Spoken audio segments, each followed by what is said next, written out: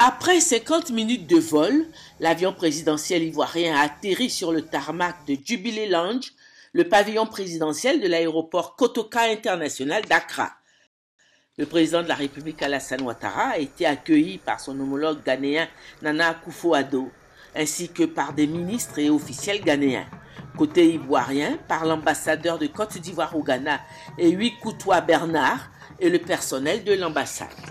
Cette visite d'amitié et de travail du président de la République Alassane Ouattara à Accra au Ghana ce lundi 16 octobre intervient au lendemain de l'arrêt rendu par le tribunal international de La Haye sur le différend qui opposait le Ghana et la Côte d'Ivoire à propos de leurs frontières maritimes.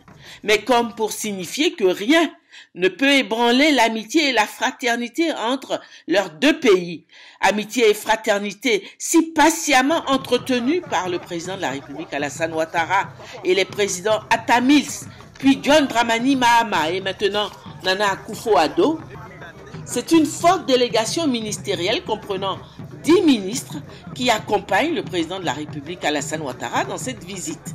Côté ghanéen, toutes les dispositions sont prises pour faire de cette visite, la première au Ghana du président de la République Alassane Ouattara sous l'ère du président Nana Akufo-Addo, une visite mémorable.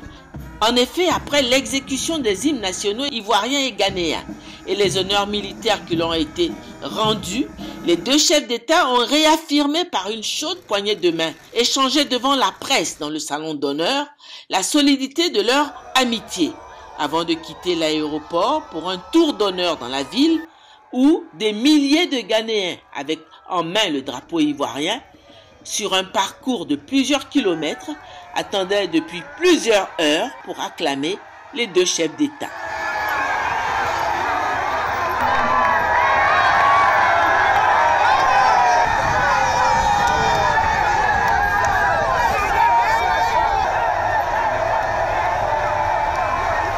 Visite d'amitié et de travail avec comme objectif de formaliser l'excellente relation d'amitié qui s'est instaurée entre les deux chefs d'État et entre les deux pays. Elle va enregistrer la signature d'un accord de partenariat stratégique qui va déboucher sur la tenue de conseils des ministres mixtes entre les deux gouvernements.